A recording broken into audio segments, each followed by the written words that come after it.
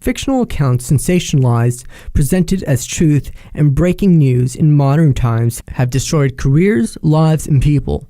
The etymology of tabloid in 1884 is from a trademark from the Burroughs Wellcome and Company, a 19th century pharmaceutical company in England that produced bullet-like pills called tabloids. The tabloid was a pill made by compressing the powder into small bullet-like pills called tabloids, tablets, and later tabs. By 1898, tabloid was being used figuratively to mean a compressed form or small dose of anything. The small newspaper with condensed articles was nicknamed the tabloid.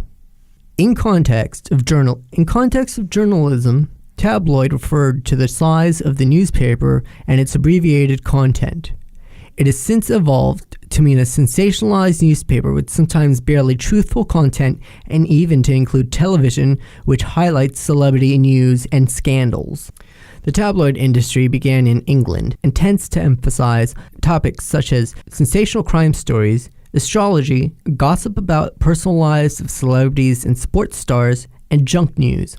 Often tabloid newspaper allegations about the sexual practices, drug use, or private conduct of celebrities is borderline defamatory. In many cases, celebrities have successfully sued for libel, demonstrating that tabloid stories have defamed them. It is in this sense of the word that led to some entertainment news programs to be called tabloid television. Tabloid newspapers are sometimes pejoratively called the gutter press. The original American tabloid, the New York Sun, a gaudy example of the penny press, made its debut on September 3, 1833, as a handiwork of Benjamin H. Day, a Springfield, Massachusetts printer.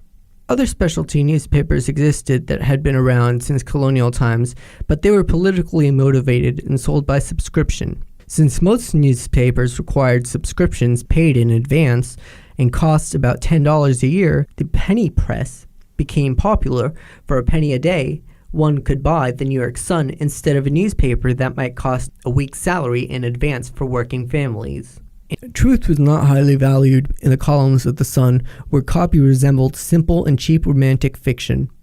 Hearst joined that same tradition with the San Francisco Examiner that borrowed from the doctrine of sensationalism when it gifted the famous French actress Sarah Bernhardt with a wine and dine excursion that included a visit to an opium den, afterward writing up the lurid details for an exposé in his tabloid.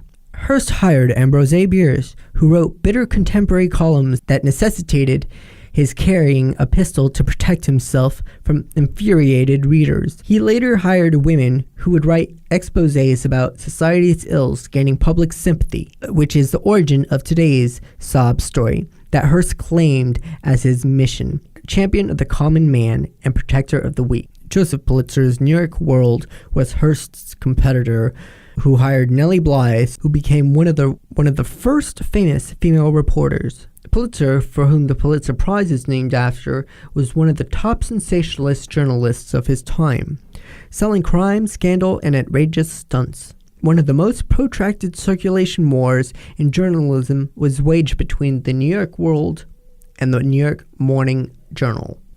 Lady Diana Spencer was the most visible target of the paparazzi and the tabloid press.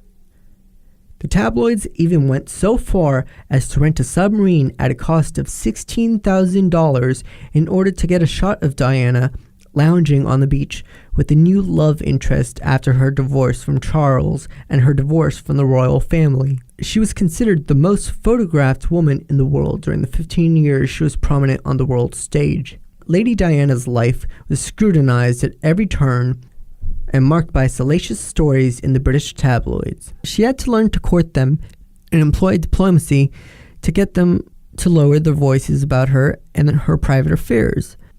The tabloids reported her every move, and at any given time, there were 14 to 20 reporters tailing her, something she, as a private person, was unaccustomed to. She complained to the Queen, who set up a meeting with the tabloid editors where they were asked to exercise some discretion and restraint. In fact, nothing changed. Diana knew that her royal children would be subject to the same treatment by the gutter press, so she tried to be clever with a kind of cat and mouse game with them to garner favor. Diana saw this as a tactic. The Queen reportedly saw it as a scandalous betrayal of the royal family's dignity. Diana learned to trade stories for coverage of her favorite charitable and humanitarian work. The efficacy of this kind of relationship with the press is something most celebrities question. Many claim their personal lives belong to themselves, while their contributions to art and culture belong to the public. The bright lights and warm sun of Hollywood became a perfect setting for the city of the stars, and the lives of these celebrities became increasingly more interesting to regular people.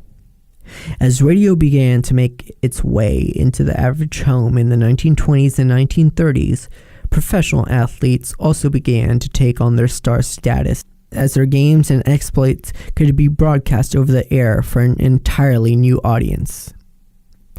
The rise of television in the 1950s only cemented the premier level of celebrity that film stars, professional athletes, and television actors now shared.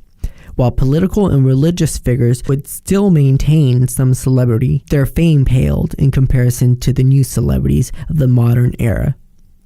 The 21st century, the rise of the internet, has only continued to nurture the culture obsessed with celebrity.